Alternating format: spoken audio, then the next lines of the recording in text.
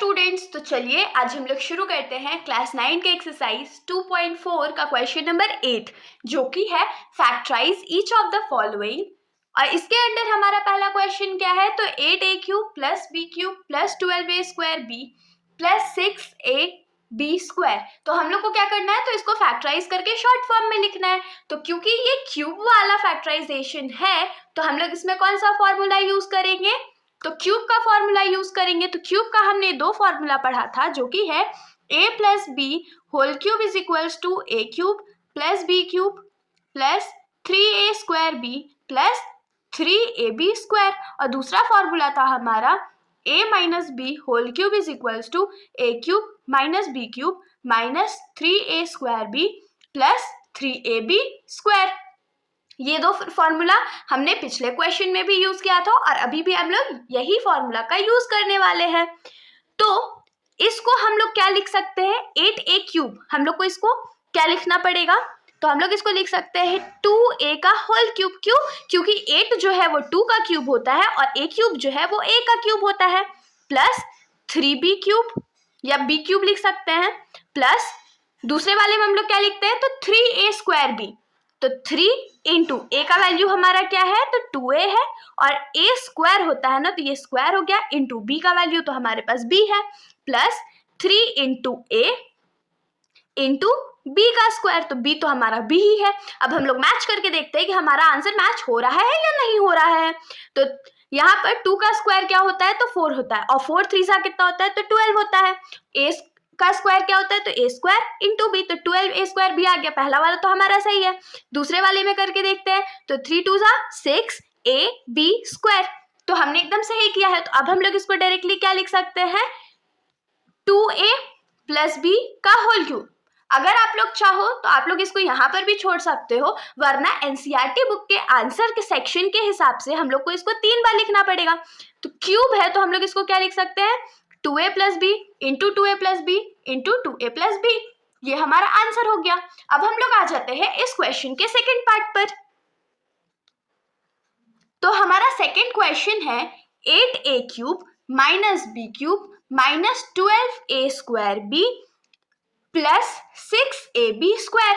तो अब आप लोगों के दिमाग में होगा, अरे ये तो सेम क्वेश्चन है, लेकिन आप लोग ध्यान से देखिए, दोनों सेम क्वेश्चन नहीं है। यहाँ पर प्लस b³ और प्लस a² भी था, और यहाँ पर माइनस b³ और माइनस 12a² भी है। तो इसमें हम लोग क्या करेंगे, तो क्योंकि दो माइनस है तो यहाँ पर माइनस किस में आता है, तो a minus B whole cube के फॉर्मूले में।